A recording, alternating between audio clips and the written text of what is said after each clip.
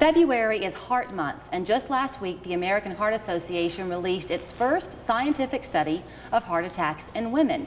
It is so nice this morning to have Dr. Lisa Carkner, a cardiologist with the Chattanooga Heart Institute. Good to have you this morning. Thank you. It's good to be here. I was telling you before we began talking on air that my father had a heart attack and died actually back when bypass surgery was cutting edge, and yet I'm still a little bit confused when it comes to the difference in symptoms for women and for men. Well, most people have typical symptoms of a heart attack or heart disease when it comes. Most people will have chest pressure. It could be pain or tightness. It's usually associated with exertion and gets better at rest. When patients have symptoms that occur at rest, we're concerned that that's unstable angina or a heart attack. But there are three groups of people that can have atypical symptoms of heart disease, and that's women, number one, diabetics, and the elderly. They can also have atypical symptoms of heart disease, and that could be shortness of breath alone, nausea, vomiting. It could be pain maybe in the left shoulder, radiating down the arm or to the neck. Is it a good idea, if heart disease runs in your family, to see a cardiologist for just a preventive visit? Absolutely. You can see a cardiologist as well as your own primary care provider to review your risk factors. The American College of Cardiology has established recent guidelines and risk calculators, predictors that can help people identify their risk for heart disease. And those are based on your blood pressure, your cholesterol level, if you smoke, or if you have diabetes, and your age. You were saying that you are a big believer in preventive care, and by that you mean live a healthy lifestyle. Absolutely. I believe that everybody should eat a healthy diet that's rich in fruit and vegetables and whole grains.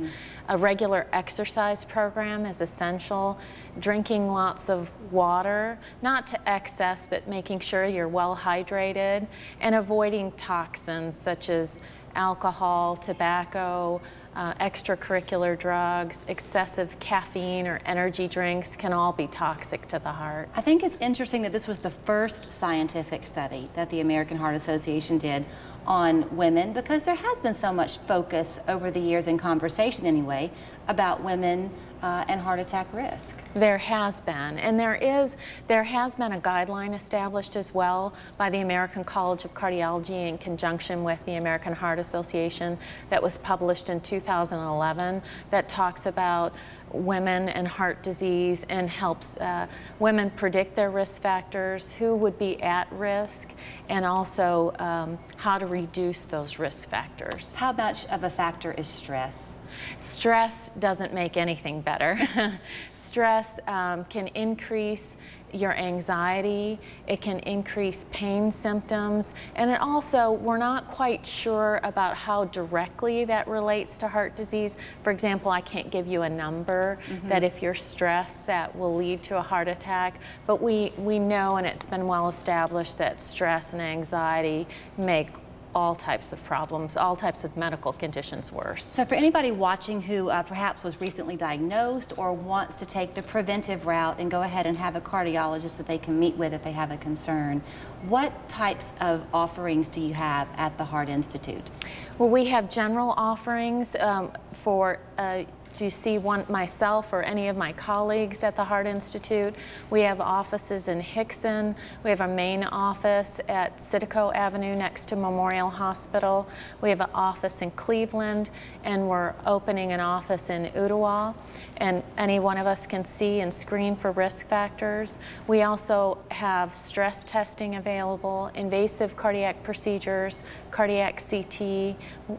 We have echocardiography. We have a wide variety of tests, studies, and physicians available to help. Because each patient coming into you is unique, and so the care of treatment needs to be different for each person. Exactly. Whether male, female, young, old, all our care is tailored to that patient.